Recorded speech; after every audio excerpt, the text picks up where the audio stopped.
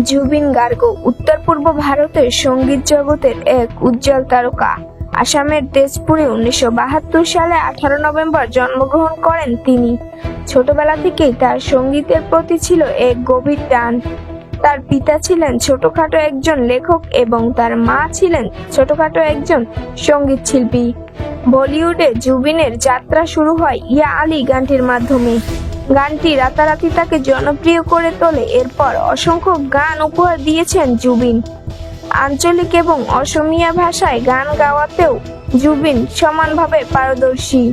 কিন্তু আমরা এই কিংবদন্তিকে এই বছর রহস্যজনকভাবে হারিয়ে ফেলেছি। তার মৃত্যু নিয়ে চলছে নানা ধরনের রহস্যজনক এবং সন্দেহজনক প্রশ্ন। দর্শকের মনে জাগছে নানা ধরনের প্রশ্ন। কি এই মৃত্যুর কারণ, এটা নিয়ে তদন্ত চালাচ্ছে আসামের সিআইডি। খুব তাড়াতাড়ি জানা যাবে এই মৃত্যুর রহস্য সম্পর্কে। কি এই মৃত্যুর কারণ এবং কি এই রহস্য।